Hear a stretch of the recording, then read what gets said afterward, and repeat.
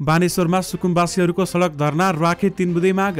रवि लामिछानेका वकिललाई न्यायाधीशको प्रश्न। अमेरिकी नागरिकता नत्याग्दै नेपाली पासपोर्ट लिन कसरी सम्भव भयो? गृहमन्त्री रवि लामिछानेको नागरिकता विवाद बारेमा सुनवाई सकियो। आजै फैसला आउन सक्ने। मधेसका कृषि मन्त्रीले गरे किसान कार्ड लागू गर्ने घोषणा। एम्बुलेन्स रोकेर भिआइपीको सवारी कहिलेसम्म?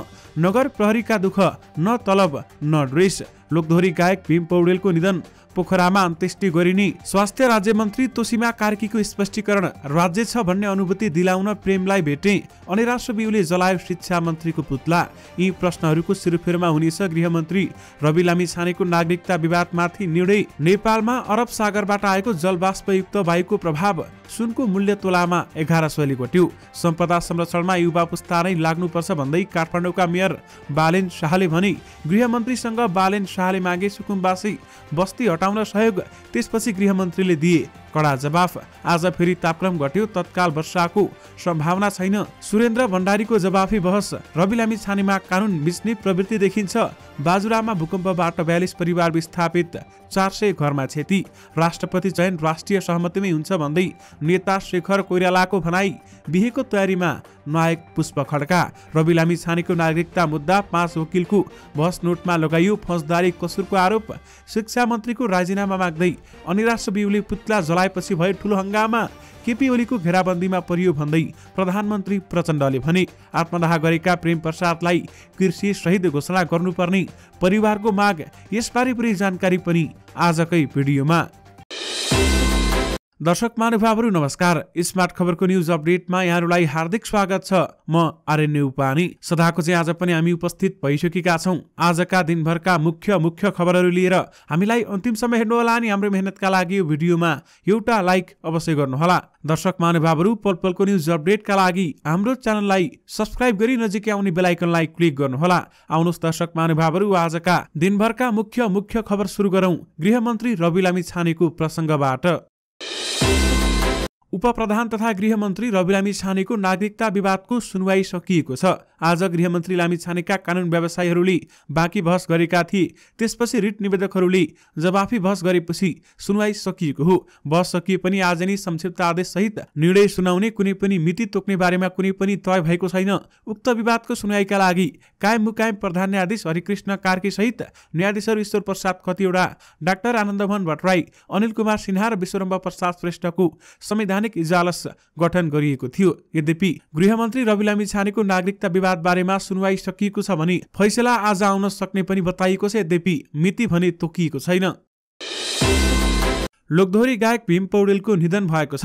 राष्ट्रिय लोकधोरी गीत प्रतिष्ठानका अध्यक्ष रमेश विजीले गायक पौडेलको निधन भएको जानकारी दिएका छन्।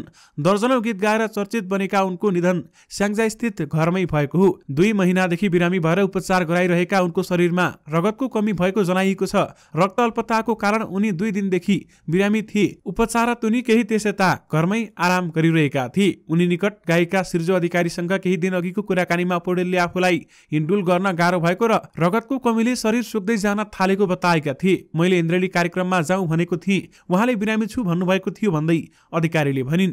पौडेलको पार्थिव शरीरलाई शुक्रबार नै पोखरा स्थित रामघाटमा अन्तिम संस्कार गरिने भएको छ भने उनलाई श्रद्धाञ्जली दिन काठमाडौँबाट केही कलाकार पोखरा पनि गएका छन्। यसैबीच प्रधानमन्त्री पुष्पकमल दाहाल प्रचण्डले गायक पौडेल प्रति श्रद्धाञ्जली व्यक्त गरेका छन्। सामाजिक सञ्जाल मार्फत प्रधानमन्त्री प्रचण्डले पौडेलको अल्पायुमै निधन भएको प्रति गहिरो दुःख प्रकट गर्दै परिवारजन र आफन्तहरूप्रति संवेदना व्यक्त गरेका छन्। यस्तै पूर्व मन्त्री तथा नेकपा माओवादी केन्द्रका नेता देवेन्द्र पौडेलले पनि गायक पौडेलको निधनमा दुःख व्यक्त गरेका छन्। स्वास्थ्य तथा जनसङ्ख्या राज्य मन्त्री डाक्टर तोसीमा कार्कीले आत्मदाह गरेका प्रेम प्रसाद आचार्यलाई राज्य छ भन्ने अनुभूति दिलाउनका लागि आफू आइसियुमै भेट्न गएको स्पष्टीकरण दिएकी छिन्। आज बिहान फेसबुक सन्देश मार्फत सार्वजनिक गरिएको स्पष्टीकरणमा अस्पताल पुगेर मृत्युअघि आचार्यलाई भेटेर गल्ती नगरेको तर्क उनले गरेकी छन्। मृत्युसँग सङ्घर्ष गरिरहेका बिरामीलाई आइसियुसँग प्रोटोकल विपरीत भेटेको भन्दै उनको आलोचना भइरहेको छ।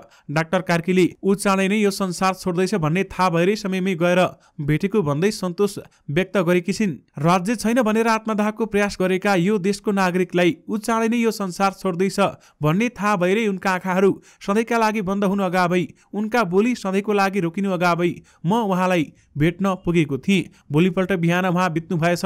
धन्न मैले ढिला गरिनछु, उनले लेखेकी छन्। आइसियु प्रवेश गर्नुअघि आफूले सबै प्रोटोकल पूरा गरेको उनको दाबी रहेको छ। म आफू नै जनरल सर्जन हुँ जो विगतमा वर्ण सम्बन्धीकै बिरामीहरू पनि हेर्ने गरेको छु, उनले लेखेकी छन्। 80% भन्दा धेरै जलन भएर बाँच्न सक्ने अवस्था न्यून भएको बिरामीलाई त्यस बेलामा मैले दिन सक्ने केही थिएन, मेरो हातमा केही थिएन, मात्र थोरै मेरो तर्फबाट मायाको स्पर्श, आत्मीयता र अन्तिम घडीमै भए पनि थोरै आत्मबल। आफूले भेटेकै कारण प्रेम आचार्यको आत्माले नयाँ सरकारलाई सधैँ सम्झिरहने राज्यमन्त्री कार्कीको दाबी छ। तर यति कुरा पक्का छ, प्रेम आचार्यको आत्माले नयाँ बनेको सरकारलाई सधैँ सम्झिरहनेछ, उनले लेखेकी छन्। किनकि ऊ अस्ताउनु अघि नयाँ बनेको सरकारको प्रतिनिधि आफैले भेटेर हामी छौँ भन्दै गर्दा ती व्यक्तिले म बाँच्न चाहन्छु भने उनले मृत्यु भइसकेका व्यक्तिमाथि राजनीति नगर्न आग्रह पनि गरेकी छन्। नेकपा एकीकृत समाजवादी निकट विद्यार्थी संगठन अनिराश्व बिउले शिक्षा मन्त्री शिशिर खनालको पुतला दहन गरेको छ। प्रदर्शनी मार्गस्थित रत्न राज्य आरआर क्याम्पस अगाडि आज बिहान अनिराश्व बिउका विद्यार्थी नेताहरूले शिक्षा मन्त्री खनालको पुतला दहन गरेका हुन्। उनीहरूले शिक्षा मन्त्री खनालले सरकारमा गएर गरेको पहिलो निर्णय नै जनताका लागि अभिशाप भएको आरोप लगाएका छन्। शिक्षा मन्त्री खनालले कक्षा 1 देखि 5 सम्मको पाठ्यपुस्तक निजी क्षेत्रलाई छपाईका लागि दिने निर्णय गरेका थिए। निजी क्षेत्रलाई पाठ्यपुस्तक छपाउन दिएर घुस का लागि यस्तो निर्णय गरेको र यो निर्णयले झनै विद्यार्थीहरूलाई महँगो मूल्यमा पुस्तक किन्न बाध्य हुनुपर्ने अवस्था आउने विद्यार्थी नेताको तर्क रहेको छ। शिक्षा मन्त्रीको पुतला दहनपछि सञ्चारकर्मीहरूसँग बोल्दै अनिराश्व बिउका अध्यक्ष सुदेश पराजुलीले जनक शिक्षा सामग्रीमा भएको अनियमितता हटाउनुको साटो मन्त्रीले निजी क्षेत्रलाई पुस्तक छपाउन दिई कमिसन खान लागेको आरोप लगाएका छन्। उनले शिक्षा मन्त्रीले जनक शिक्षा सामग्रीलाई बचाउनुको सट्टा मास्ने गतिविधि गरेको आरोप लगाएका छन्। त्यसकारण शिक्षा मन्त्रीको पुतला जलाइएको छ। तपाईहरूले स्क्रिनमा त्यहाँका तस्बिरहरू देखिरहनु भएको छ। प्रधानमन्त्री पुष्पकमल दाहाल प्रचण्डले आफू नेकपा एमालेका अध्यक्ष केपी शर्मा ओलीको घेराबन्दीमा परेको गुनासो गरेका छन्। एमालेकै समर्थनमा प्रधानमन्त्री बनेको 1 महिनामै प्रधानमन्त्री प्रचण्डले सत्ता साझेदार दलका कारण घेराबन्दीमा परेको बताएका हुन्। नेकपा माओवादी केन्द्रको आज बसेको स्थायी कमिटी बैठकमा प्रचण्डले आगामी दिन पनि सहज नदेखेको बताएका छन्। आफूसँगै एमालेका विष्णु पौडेलको मात्रै मन्त्रीमा शपथ गराउने तयारी थियो। ओलीजीले 4 जनाको नाम पठाउनु भयो। प्रचण्डको बैठकमा भनेको कुरा उद्धृत गर्दै स्थायी कमिटीका एक सदस्यले भने वरियताका क्रममा विष्णु पौडेललाई दोस्रो नम्बरमा राख्न पनि ओलीजीले दबाब दिनुभयो। प्रधानमन्त्री प्रचण्डले मन्त्रीहरूको शपथ ग्रहण सरकारमा वरियताका क्रममा एमाले अध्यक्ष केपी शर्मा ओलीले अप्ठ्यारो पारेको गुनासो समेत गरेको ती पदाधिकारीले बताए। अब राष्ट्रपति र उपराष्ट्रपति चुनाव अप्ठ्यारो स्थितिमा रहेको पनि प्रचण्डले बताएका छन्। उपप्रधान तथा गृहमन्त्री रवि लामिछानेले अमेरिकी नागरिकता नत्याग्दै नेपाली पासपोर्ट लिएको उनकै वकिलले अदालतमा स्वीकार गरेका छन्। लामिछानेको नागरिकता विवादमा सर्वोच्च अदालतको संवैधानिक इजलासमा सुनाइका क्रममा न्यायाधीश ईश्वर खतिवडाले नेपाली पासपोर्ट बारेमा प्रश्न गरेका थिए। शुक्रबार रविको पक्षमा वरिष्ठ अधिवक्ता नरेन्द्र प्रसाद गौतमले बहस गरेका थिए भने न्यायाधीश खतिवडाले रविले 2014मा अमेरिकी नागरिकता ग्रीन कार्ड लिएको र 2018मा मात्र त्यागेकोमा कसैको पनि विवाद नभएको बताएका छन्। यो तथ्यलाई रविका वकिलहरूले समेत स्वीकार गरेको भन्दै न्यायाधीश खतिवडाले प्रश्न गरे 2015मै नेपाली पासपोर्ट लिन कसरी सम्भव भयो। जवाफमा वरिष्ठ अधिवक्ता गौतमले नेपाली पासपोर्ट लिए पनि प्रयोग नगरेको दावी गरेका छन्। काठमाडौँ महानगरपालिकामा नयाँ नगर प्रहरीले 3 महिनादेखि तलब नपाएको गुनासो गरेका छन्। प्रदेश निजामती कानुन नबनेका कारण नगर प्रहरी भर्ना गर्न नसकेको भन्दै महानगरले 1 वर्षका लागि 162 जना नगर प्रहरी राख्ने गरी युनिक सिक्युरिटी कम्पनीसँग 4,32,40,000मा सम्झौता गरेको थियो। कम्पनी मार्फत गएका 130 जना नगर प्रहरीमा कार्यरत छन्। कम्पनीले पठाएका 35 जना भन्दा बढीलाई महानगरले अयोग्य भनेर फिर्ता पठाएको थियो। नगर प्रहरीका रूपमा काम गरिरहेकाले पनि तलब र पोसाक पाएका छैनन्। सम्झौता अनुसार कम्पनीले मासिक 20,532 दिनुपर्छ। यानि कि नगर प्रहरीले आफ्ना दुःख पोकेका छन् भने न त तलब नै दिएको छ न त ड्रेस नै दिएको छ। काठमाडौँ महानगरपालिकाका प्रमुख बालेन्द्र शाह बालेनले सम्पदा संरक्षणमा युवा पुस्ता नै लाग्नुपर्ने बताएका छन्।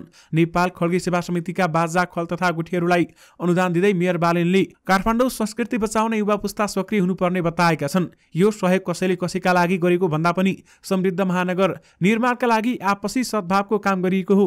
सांस्कृतिक सम्पदाको संरक्षण, व्यवस्थापन र प्रबन्धनमा महानगरले आफ्नो जिम्मेवारी पूरा गर्छ भन्दै उनले भने। बाजुरामा मंगलबार दिउँसो 2:43 5.9 रेक्टरको भूकम्प जाँदा हालसम्ममा 42 परिवार पूर्ण रूपमा विस्थापित भएका छन्। भूकम्पबाट 3 पालिकाका 30 परिवार विस्थापित भएका हुन्। भूकम्पले हिमाली गाउँपालिकाका 12, गौमूल गाउँपालिकाका 15 र बडीमालिका नगरपालिकाका 15 परिवार विस्थापित भएका जिल्ला प्रहरी कार्यालयका प्रहरी नायब परीक्षक सूर्यबहादुर थापाले जानकारी दिनुभएको छ। बडीमालिका 12, हिमालीका 4 र गौमूलका 14 परिवार आफन्त कहाँ बसेका छन्। भूकम्पले घर चर्किएका र बस्ने अवस्था भएकाले 5 परिवार त्रिपालको सहारामा बसेका छन्। भूकम्पपछि त्रिपालको सहारामा बडीमालिका 1, गौमलका 1 र हिमालीका 3 परिवार रात काट्न बाध्य छन्। बडीमालिकाको एउटा परिवार मन्दिरमा बास बस्न थालेको बताएका छन्। दर्शक महानुभावहरू, बाजुरामा भूकम्पबाट 42 परिवार विस्थापित भएका छन् भने 400 घरमा क्षति पुगेको छ। काठमाडौँ महानगरपालिकाका मेयर बालेन्द्र शाह बालेनले गृहमन्त्री रवि लामिछानेसँग भेट गरेर सुकुम्बासी बस्ती हटाउने अभियानमा सहयोग गर्न आग्रह गरेका थिए। गृह मन्त्रालयमा एकीकृत बागमती सभ्यता विकास समिति र महानगरको टोली उपप्रधानमन्त्री लामिछानेलाई भेट्न गएका थिए भने मन्त्रालयका एक अधिकारीका अनुसार मेयर बालेनले 12 मङ्सिरमा थापाथली स्थित सुकुम्बासी बस्ती हटाउन जाँदा भएको घटनाको विवरण गृहमन्त्री सहित सुरक्षा निकायका उच्च अधिकारीलाई सुनाएका थिए। उनले सुकुम्बासी बस्ती हटाउनु पर्ने कारण अवस्था बारेमा ब्रिफिङ गरेका थिए। बालेनले केही समन्वयको अभाव भए पनि प्रहरी र प्रशासनले असहयोग गरेको भन्दै टिप्पणी गरेको छलफलमा सहभागी एक नेताले पनि बताए। दर्शक महानुभावहरू, छलफलपछि गृहमन्त्री रवि लामिछानेले सुकुम्बासी बस्तीको विषयमा कानून अनुसार हटाउनु पर्ने भए गृहले सहयोग गर्नुपर्ने बताएका छन्। तर यसरी हटाउँदा त्यसपछि हुन सक्ने परिस्थितिको आकलन गरेर मात्रै कदम चाल्नुपर्ने उनले धारणा राखेका थिए। बस्तीको विषयमा यकिन विवरण ल्याएर मात्रै थप निर्णयतर्फ जानुपर्ने रवि लामिछानेको धारणा थियो। यानि कि यसबारेमा थप विवरण ल्याउनुस्, सही तरिकाले अगाडि बढ्नुस्, त्यसपछि हामी साथ दिन तयार हुनेछौँ भन्दै गृहमन्त्री रवि लामिछानेले भनेका छन्। नेपाली कांग्रेसका नेता डाक्टर शशाङ्क कोइरालाले नयाँ राष्ट्रपतिको चयन राष्ट्रिय सहमतिमै हुने बताएका छन्। आज सञ्चारकर्मी संघको कुराकानीमा उहाँले देशको आगामी राष्ट्रपति राष्ट्रिय सहमतिमै चयन हुने दावी गरेका हुन्। कांग्रेस नेतृत्वको सरकारले स्थानीय तह, प्रदेश र संघीय निर्वाचन सफलतापूर्वक सम्पन्न गरेर संविधान कार्यान्वयनलाई मजबुत बनाएको र कांग्रेसको अबको ध्यान राष्ट्रपतिको निर्वाचनमा रहेको उनको भनाइ थियो। तर नेता कोइरालाले कांग्रेसको प्रस्तावमा अबको राष्ट्रपति राष्ट्रिय सहमतिमा चयन हुने विश्वास समेत व्यक्त गरेका छन्। काठमाडौँमा आत्मदाह गरेका इलामका प्रेमप्रसाद आचार्यको परिवारले उनलाई कृषि शहीद घोषणा गर्नुपर्ने सहितका माग गरेका छन्। उनीहरूले गृहमन्त्री रवि लामिछाने मार्फत प्रधानमन्त्री पुष्पकमल दाहाल प्रचण्डलाई बुझाएको 10 बुँदे माग पत्रमा आचार्यलाई आर्थिक कृषि क्रान्तिको प्रथम शहीद घोषणा गर्नुपर्ने माग गरिएको छ। आफ्ना माग पूरा नभएसम्म आचार्यको शव नउठाउने र अन्त्येष्टि नगर्ने परिवारको अडान छ। माग पत्रमा आचार्यले आत्मदाह गर्नु अगाडि राखेका 25 बुँदे सुझावहरू सम्बोधन हुनुपर्ने, आचार्यले लिएको कर्जा राज्यले स्वामित्व चुक्ता गरिदिनु पर्ने माग समेत गरिएको छ। परिवारले मन्त्रालयमा बुझाएको पत्रमा आचार्यको आत्मदाहको घटनालाई मानेश्वर स्थित भएको कृषि युवा व्यवसायको विद्रोह स्वरूप गरेको आत्मदाह भनिएको छ। स्थायी विकल्प बिना नहटाउन माग गर्दै सुकुम्बासीहरूले नयाँ बानेश्वरमा धरना दिएका छन्। संयुक्त राष्ट्रिय सुकुम्बासी मोर्चाले 3 बुँदे माग राख्दै बानेश्वर क्षेत्रमा प्रदर्शन गरेका हुन्। उनीहरूले भूमि अभियन्ताहरू विरुद्ध परेको जाहेरी फिर्ता लिनुपर्ने, स्थायी विकल्प बिना हटाउन नहुने र भूमि ऐन बमोजिम लाल पूर्जा दिनुपर्ने माग समेत गरेका छन्। दर्शक महानुभावहरू, त्यहाँका तस्बिरहरू तपाईहरूले स्क्रिनमा देखिरहनु भएको छ। मध्य प्रदेशका भूमि व्यवस्था, कृषि तथा सहकारी मन्त्री वसन्त कुशवाहाले किसान कार्ड लागू गर्नुपर्ने घोषणा गरेका छन्। मलखातको समस्या समाधानका लागि कार्यक्रम ल्याउने पनि उनले बताएका छन् भने जनमत पार्टीले किसानका समस्या समाधान माग राखेर किसान आन्दोलन गर्दै आएको थियो। पदभार ग्रहण गरे लगत्तै उनले आफूहरूले अघि सारेको मागपत्र देखाउँदै आफूहरूले जे माग राखेर आन्दोलन गरेको हो तिनै माग पूरा गर्नुपर्ने पनि उनले बताएका छन्। यानि कि मधेसका कृषि मन्त्रीले किसान कार्ड लागू गर्ने घोषणा गरेका छन्। आज बिहान तराईका केही ठाउँमा हुस्सु र कुहिरो लागेको थियो। पहाडी भेगमा पनि आंशिक बदली भएको छ।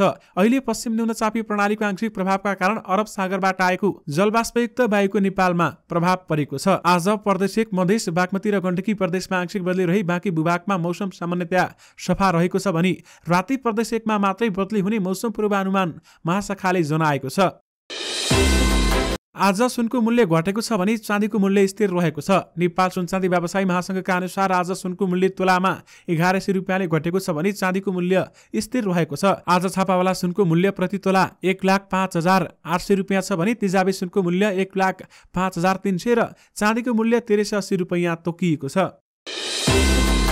अभिनेता पुष्प खड्काले 34 वर्षको उमेरमा व्रतबन्ध गरेका छन्। उनले आफ्नो व्रतबन्धका तस्बिरहरू सामाजिक सञ्जालमा पोस्ट पनि गरेका छन्। उनको व्रतबन्धको तस्बिर शेयर गर्दै निर्देशक नवल नेपालले पुष्पको बिहे हेर्ने रहर भएको समेत क्याप्सन लेखेका छन्। पुष्पको व्रतबन्ध बिहेको तयारी स्वरूप गरिएको उनका नजिकका साथीहरूले बताएका छन्। लामो समयदेखि प्रेममा रहेका पुष्पले आफ्नी प्रेमिका सार्वजनिक गरेका छैनन्। उनकी प्रेमिका फिल्म उद्योग बाहिरकी भएको उनी निकट साथीले बताउँदै आएका छन् भने यही प्रेमलाई विवाहमा परिणत गर्ने तयारीमा पुष्प छन्। सोही तयारी स्वरूप उनले सरस्वती पूजाको दिन 34 वर्षको उमेरमा व्रतबन्ध गरेका थिए भने बिहे पनि हुन सक्ने बताइएको छ। दर्शक महानुभावहरू, यससँगै तपाईहरुमाझ आज दिनभरका सबै मुख्य खबरहरू राखिसकेका छौं। फेरि पनि तपाईहरुमाझ नयाँ मुख्य समाचारको साथमा उपस्थित हुने नै छौं। अहिलेलाई भने मलाई बिदा दिनुहोस्। नमस्कार।